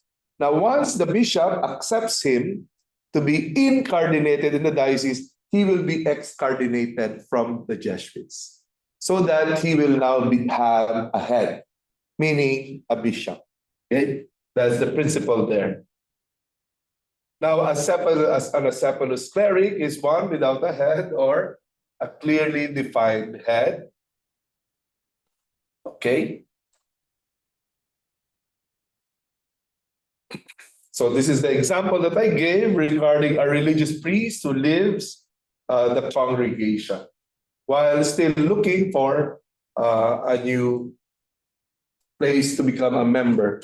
Now, but then this is a problem in many cases because there are many, for example, Filipino priests who leave the Philippines and go to the United States. No, I know one, a former,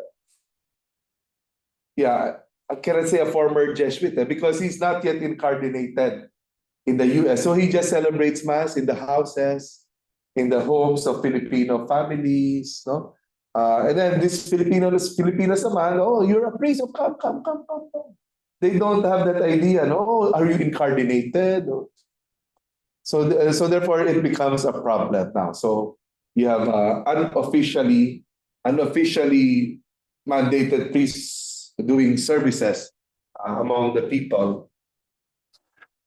Okay, so incarnation has a spiritual and a juridical value. Spiritual, as we will see, but also juridical, meaning by law.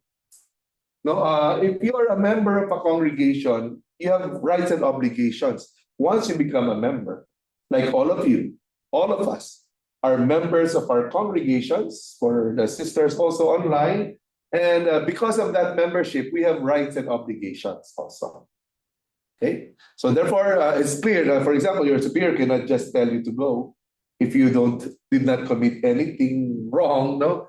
But then, incarnation has such juridical value, no?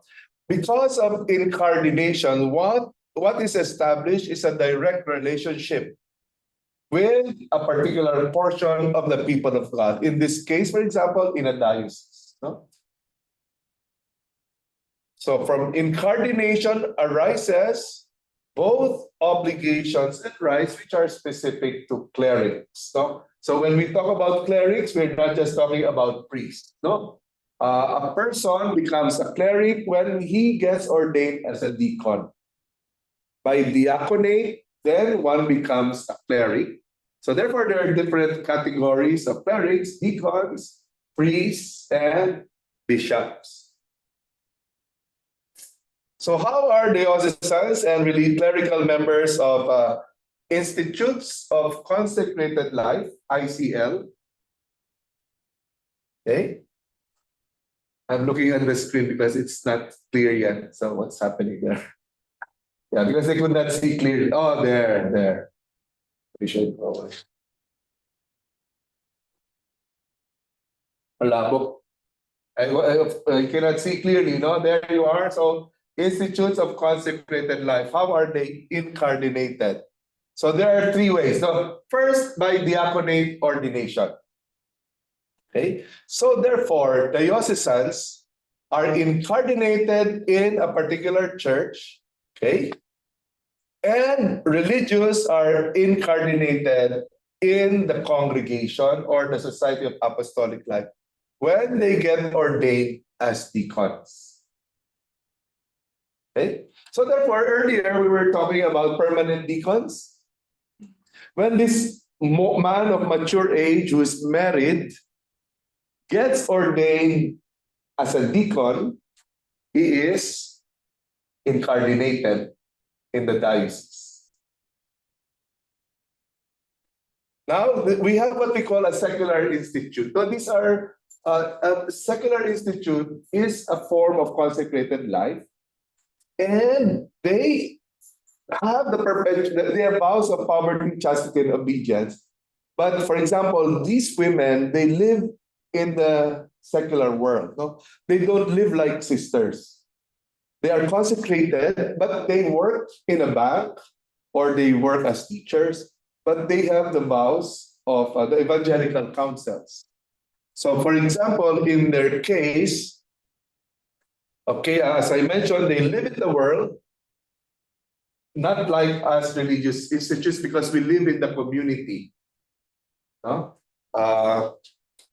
So we have examples here of the NDB, Notre Dame de Vie. And then we have the Schoenstatt Fathers. I think this is in Belgium. So they are members of secular institutes. Now, there are priests, diocesan priests. For example, I know personally, they are members of the secular institute, but they are diocesan priests. So I know one from the Diocese of Novaliches, Father Lopez, incarnated in the Diocese of Novaliches, but he also is a member of the secular institute, Notre Dame de Vie. In fact, recently, I think around 2 years ago, a Filipino bishop, Bishop Almoneda, he was formerly the Bishop of Daet in Bicol, of course, a diocesan priest. He was a member also of the Notre Dame de Vie. In fact, when he died around 2 years ago, Bishop Almoneda was buried in the place they have in Angat, Bulacan of the Notre Dame Abbey. Normally, bishops would be buried where? It's a spot. Where? It's In the cathedral, usually. In Indonesia, is that also the case usually? The bishop? Near the seminary. Or near the cemetery, but is it also near the cathedral? Oh, not necessarily. No. So in that case, in this case, Bishop Almoneda was buried in the place of his membership in the secular institute. So for a member of a secular institute, like the priest I mentioned to you about, he is incardinated in the particular church of his ordination. No? Like Bishop Almoneda was a priest of Bicol. So that was his original incardination. And then he becomes a member later as an incardinated priest of his diocese, a member of the secular institute. Now, as mentioned here, there are specific cases, no? There are specific cases when the secular institute can incardinate a priest in their institute. Okay? But if given permission by the Vatican. But normally the priests are incardinated in their own diocese. Okay, for Opus Dei are not incardinated in the diocese. They are incardinated in the personal prelature itself. There. So in a sense, they are like a religious congregation to a certain extent. They are like a religious congregation that we are not incardinated in the diocese. We are incardinated in our own organization, just like them. Quite similar. So we ask, for a seminarian, who will be their bishop? Okay, therefore, where will they be incardinated when they get ordained as deacons? Okay, the bishop of the diocese in which an aspirant lives has a domicile. Or, this is the normal situation. For example, Father Yogo, where were you born, Father Albertus? Where were you born? In Jakarta itself. So you're Japanese, okay? And then when you entered the seminary, which seminary did you enter?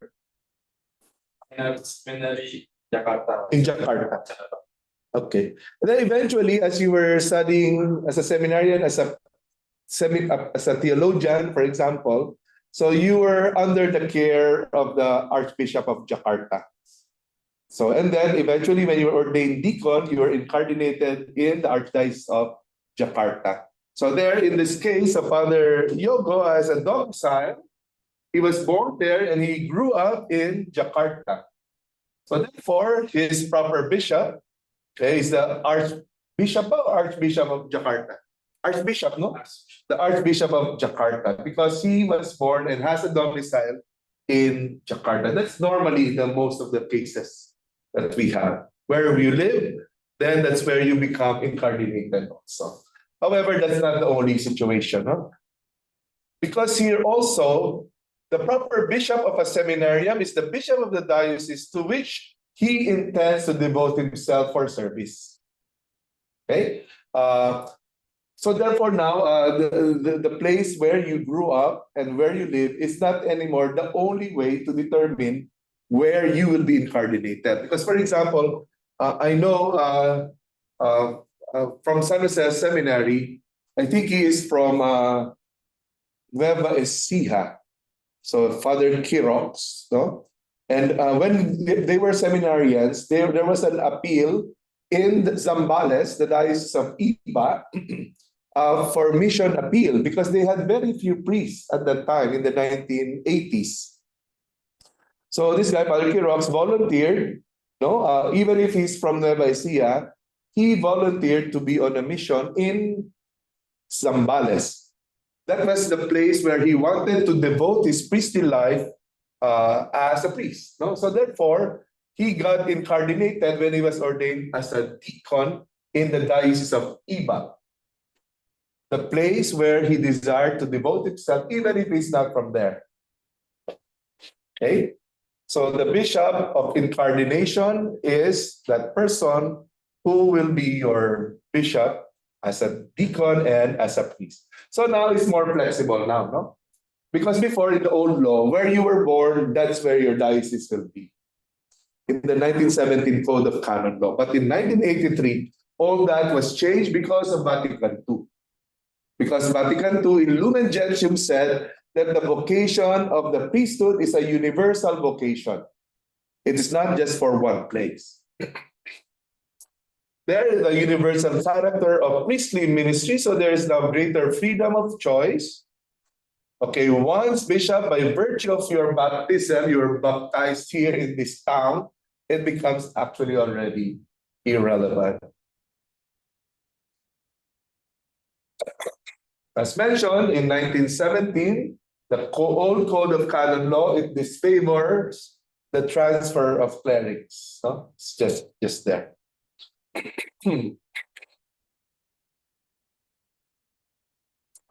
So some Vatican II documents which are important for us to know. First is Presbyterorum Ordinis, the order of the priesthood in English. It is the Vatican II document on the life and ministry of priests. The other one is Lumen Gentium. What is the English translation? Lumen is light, no? Lumen. So if you have a female Filipina named Lumen, that means light. Gentium, people. Gentes or gentes, no? The light of the people. It is the constitution of the church, no? Dogmatic constitution on the church. And the third one, this is the document that guides the ministry of bishops. So it's called Christus Dominus. Jesus, the Lord, Dominus, no? Jesus, the Lord. So it's a decree on the pastoral office of bishops in the church. So it just says here, both Lumen Gentium and Presbyterorum Ordinis, that priests are the cooperators of the bishops. So they're the closest cooperators within the diocese. And now this document on the priesthood called for the revision of the old Code of Canon Law to become more universal. Okay, so therefore, a more kind of missionary vocation as well of the diocesan priests, not just of the religious. Okay. So I just saw, this is a guy just to show to you, no, we don't have to look at the whole message, but this guy is a Filipino priest. Father Boy Moraga, Cecilio Moraga, a graduate of San Jose Seminary, and a graduate, therefore, also of LST. He's a diocesan priest, but he was on a mission as a diocesan priest, I think in Peru, Latin America. So that's an example of the priest I was talking to you about from Nueva Ecija comes to Iba, Zambales. This is a wider scope. He's from the Philippines, he's from Bulacan. And now he is working as a diocesan priest in Latin America. So that's and he remains to be a diocesan priest. No?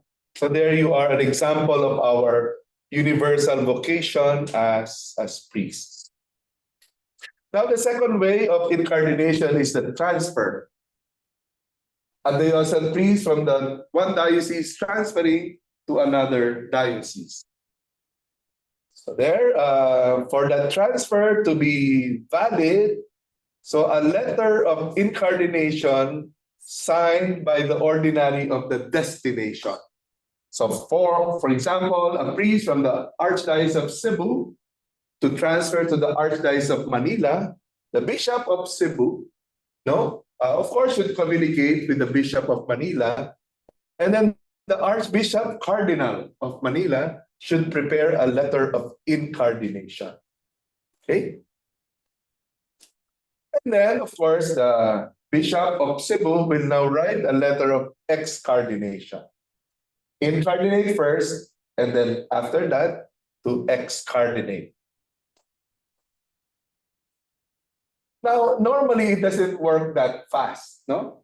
Because usually the bishop of a place will still have to consult the College of Priests, the consultors, even. The College of Priests is a bigger group. The consultors is a smaller group. That's correct, Father Yogo, no? The College of Priests is a bigger group, the Presbyterium. And then the bishop has a smaller group of consultors. Yeah. So all that they will have, the bishop has to consult them. Because, for practical reasons, they want to observe the priest first, so how he will serve the diocese. No? And then, of course, the Bishop of Manila, for example, will have to investigate first. Why would this priest want to come to Manila to transfer? There might be some issues concerned, and we don't want Manila to absorb problems in this case. But normally there's a good deal of consultation first. And then also, there is what we call the third way, it's ipso jure. What's ipso jure? Automatic. Automatic incardination after 5 years. How does this work? So first, we have an example, no? An example of an ipso jure incardination. So we have an example of Father R.J., no? His bishop is Bishop Ong Choco. Therefore, he's a member of which diocese? Cubao. Our bishop here is Bishop Ong Choco, no? So R.J. belongs to the diocese of Cubao. Okay? He comes here to do ministry as a guest priest. As a guest priest. But he is not actually a member of the Diocese of Cubao. But he comes here in 2008, for example, as a guest priest, and of course, with the permission of the bishop here. Then 2 years after, Father R.J. writes to the bishop to request for incardination from Bishop Ong Choco. And of course, he also writes to his own bishop, no, to inform him or to ask his permission if he could incardinate in Cubao. So there is a formality there, no? There's a formal kind of information of the two bishops from Father R.J. Now, Father R.J. is automatically incardinated in Cubao after 5 years.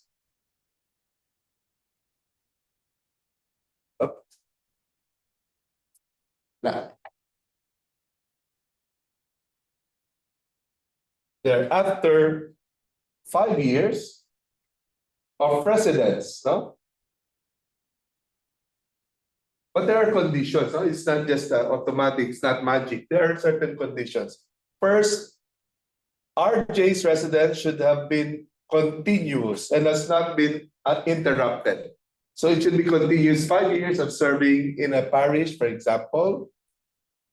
And then none of the two bishops express opposition. No? They're just quiet. They're okay. No expression at all of trying to stop the process. So they're just quiet. So therefore, in that case, the Father RJ will be incardinated ipso jure automatically in the Diocese of Cubao. So it's just silence means what? Silence means consent. Silence means consent. Don't say anything, meaning you agree. Okay, so will you treat me for lunch tomorrow?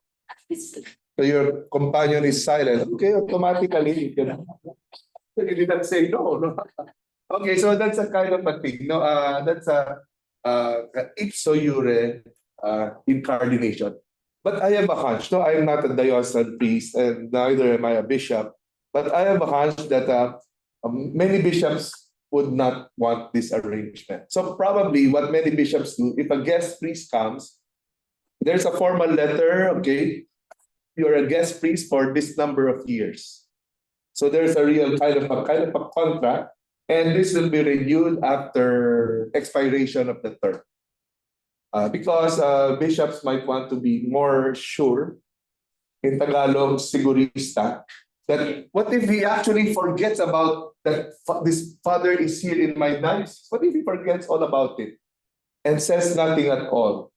Automatically, the priest will be incardinated. Yeah. No? So better they try to make sure that there's a kind of a contract with the priests who are in his diocese. Okay, so there's just an obligation of residence here for priests, parish priests. So Father RJ must inform the new bishop of any absence more than 1 week. He cannot be absent more than 1 week in his parish without permission. No? And the consent has to be given by the bishop. And of course, Father Yogo can confirm right to a 1 month vacation, not vocation, 1 month vacation every year in Jakarta.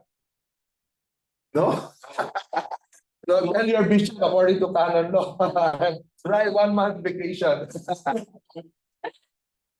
Yeah, not counting retreat days. So it depends how many are your retreat days. But really, in the law, it allows priests in the diocese to have a 1 month vacation. You know, so that they, unless the work of the priest is very light, it's a vacation. For another vacation. There. And then, as we discussed this earlier, no, when you transfer another congregation as a priest. So there, another example, Father RV. I told you about the example of the Japanese Salesian priest from Japan. He wanted to become a Jesuit. So while a member still of the Salesians, he came here to the Philippines for some kind of probationary formation. So when he professed vows as a Jesuit, so he got excardinated from the Salesian congregation. So that's the example of a transfer to another institute by the profession of perpetual vows of that priest. Huh? So one important note, if a priest requests for excardination from his diocese, according to the law, it cannot be denied. Yeah. Because the principle here is a basic freedom. Just like a sister who might want to leave the congregation.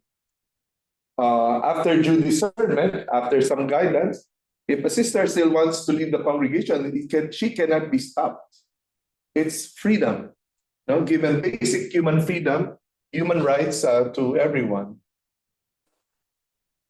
So we can say that that is a right, the right for excardination. The opposite is not true. No one has the right to be incardinated in a diocese. No? You cannot say, oh, I have a right, incardinate me in the diocese of Cubao. No, that is, in fact, it is a grant. No, it's a privilege that is given to anyone. No? Now we have also an on-loan arrangement. No, one remains to be a priest incardinated in Jakarta, and that person will work for a number of years in another diocese. On loan, the agreement between the two bishops. No? In the Philippines, this is done in relation to the US. So the diocese of Tagum, for example, I know 2 of them. They are now in a diocese in the US for a particular term, I think at least 3 years. They perform ministries in the US, but they are still incardinated in the diocese of Tagum.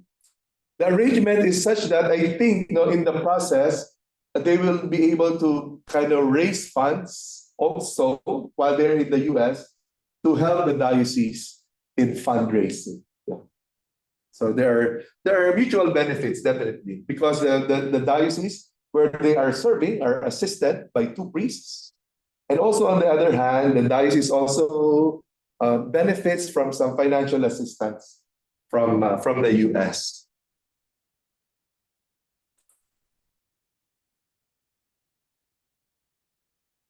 Okay, let's proceed to this final topic, no? The laws of the clerical state. Especially, this is not a happy topic. Okay, let's see what happens here. Remember, we have, you might recall, saying once ordained a priest, always and forever a priest. No? Yeah, that basic, that principle kind of, we will see how it operates. When a priest kind of leaves, as it were, leaves the priesthood. So there. Because once ordination, holy orders is validly received, it cannot be annulled. Okay? There you are. So as long as the priest is validly ordained, then it is a valid ordination. It cannot be declared null and void anymore. Much like in marriage, no? Really, under normal circumstances, if a marriage was celebrated validly and it was a valid marriage right from the start, even if they separate, the husband and wife, for many years, the church cannot declare it null and void anymore. Because right from the start, it has been valid. Now, in many cases, couples come to the tribunal to request the tribunal to investigate their marriage to see if it is valid or not. So that is what is done in the tribunal. But once the tribunal says, no, this marriage was valid right from the start, then they cannot annul the marriage. So the same with holy ordination, holy orders. On the other hand, if it is proven that the ordination has been received invalidly, so therefore, no ordination took place. Okay? If it is proven that the holy orders was invalidly received. Now, there are situations, in fact, when ordination might actually have been invalidly received. So therefore, void from the beginning, no? Void ab initio. So just to give you an example, no, of an invalid ordination, well, the basic requirement for a valid ordination is a baptized man. No? A baptized man. No? If, for example, therefore, if a woman was ordained, so right from the start, it is not valid. And what if, for example, the person was actually not baptized? All the while, everybody thought that the seminarian was baptized. Because he grew up in the church, etc., etc. But eventually, at the time of ordination, what if he was ordained? And then it comes out that the person was actually not baptized right from the start. It's possible, by mistake, no? By mistake. Then that ordination is invalid. Because one cannot receive any sacrament at all if one were not baptized. No? So that's an example, no? Okay, first manner of losing the clerical state is by the judgment of a court or a tribunal, no? Or it can be a decree of the bishop declaring therefore the ordination to be null and void. So therefore the court investigates the nullity or the lack of nullity or the validity of an ordination. Okay, according to prescribed procedure in canon law. So therefore, since no ordination took place, then also then there is a dispensation from celibacy. Dispensation also from celibacy. Now, as mentioned, what are the grounds for a null ordination? Lack of intention of the one to be ordained, no? He really did not want to get ordained as a priest, no? It's just that he wanted to satisfy the will of the parents. But now, really, more and more, it becomes so difficult now to prove that a priest lacked the intention. Why? Because each step along the way, priests are asked to write a statement. Before, even like Even the rite of candidacy, before even diaconate ordination, the seminarian, before undergoing that rite to become a candidate for holy orders, we are asked to write a declaration of our freedom, that we are fully, engaging ourselves in this action. And then also for diaconate and also for priestly ordination. As I mentioned, one is a woman, did not get baptized. And for example, if the bishop did not have the power of ordination, so how can he ordain validly? There is no ordination at all. Okay, that's in the canons 125 to 126. Now there is a case wherein a priest, might have been validly ordained, valid ordination, but a penalty is imposed on the priest. For example, the case of culpable abuse of minors. Before that was not even discussed, but more recently, that has become a ground for one to be penalized and removed from the clerical state. Okay, especially because of the abuses that have happened. So in this case, then the Vatican will have to create a decree of laicization. Okay? And then that decree of laicization is processed by a certain dicastery in the Vatican called the Dicastery for the Divine Worship and the Discipline of the Sacraments. Because we are talking here about the sacrament of holy orders. There. Yeah, so there are a lot of cases being processed now. It does not mean that there are more cases now. It only means that the judicial process is moving. Whereas before, there was no prosecution that happens. So therefore, here in the Philippines, there is under the CBCP, there is a court, There's an ecclesiastical court that handles these cases, of cases of erring priests and cases of abuse. So it's under Bishop Tobias, the former bishop of Novaliches. So therefore, in these cases of penalty, then the priest is dispensed from celibacy, and it is given only by the Holy Father. So there are certain cases of regularization of irreversible situations, even if the case were not a case of abuse. For example, the priest at an earlier on had a relationship with a woman and eventually had a child. And eventually the priest takes on the responsibility to take care of the child, and then there are other children involved. So they're now living like a married life, even if they are not married. So these are situations, that after a great deal of time has passed, and the person has already left the priesthood. So the Vatican, the Supreme Pontiff, would grant a decree of laicization, meaning the dispensation from the obligation of celibacy. Now, if that dispensation from celibacy is given, remember that priest was validly ordained. So then, therefore, that saying applies. Once ordained validly as a priest, then he is forever a priest. Even now, he is already not in a regular service in the church. If that dispensation is given to the priest, now that priest can now marry, because he has been dispensed from the obligation of celibacy. But there are repercussions to that saying that once a priest, always a priest.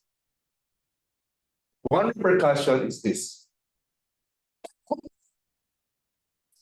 In very extreme situations, that priest can celebrate the Mass. And it will be a valid Mass. But that should be an extraordinary situation. Under what condition? Now, baptism, remember, anybody can baptize. So, not necessarily a priest. So, therefore, that priest can also baptize. Can the priest hear Holy Confession?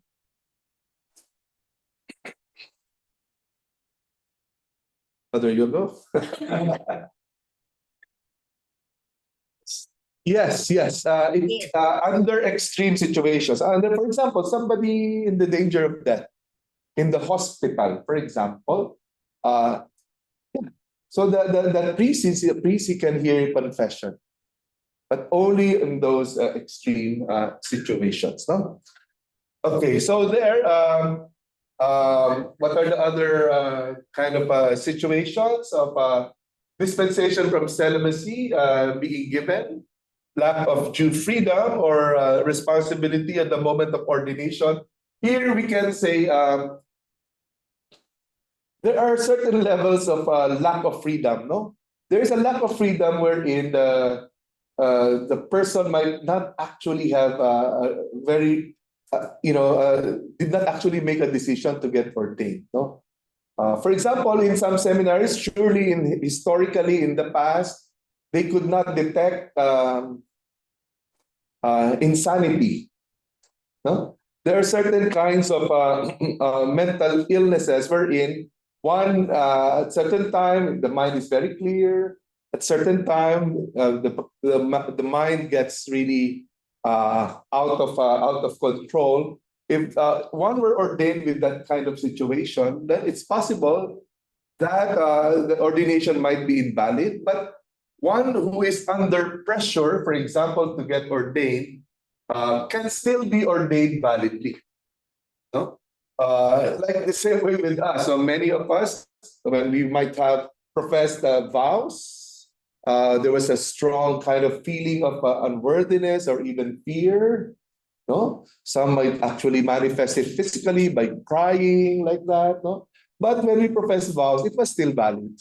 Even if there was fear inside of us. So in the same way, a certain degree of anxiety or lack of freedom will still lead a person to be validly ordained. Okay? So what are the consequences of the loss of a clerical state or of lay cessation? The priest is prohibited from exercising the power of order as mentioned, except in danger of death. With regard to confession, no? If the priest celebrates Mass, then it will still be a valid celebration of the Mass, but the bishop can say that is illicit, no? Illegal, illegal also.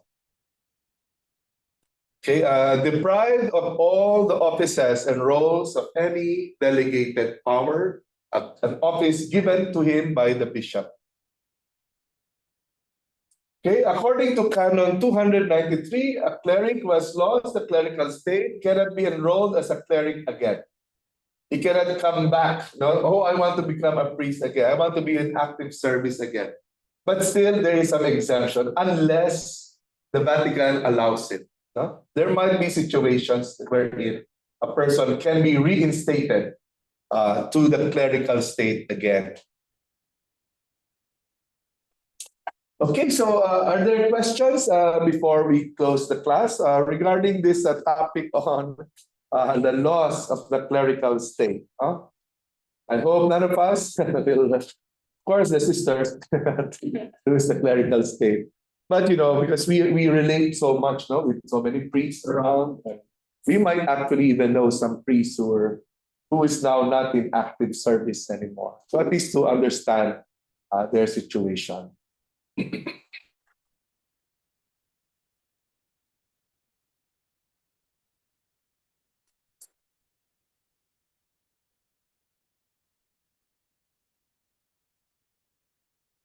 Okay, so if there are no more questions, I suggest first, let's have a closing prayer. Number two, we will have picture taking. So what we will do is, because in front of me, there's a big television there. Okay, Jerry and Jovel, I think that's what we will do now. We will go near, because there are There are 6 of us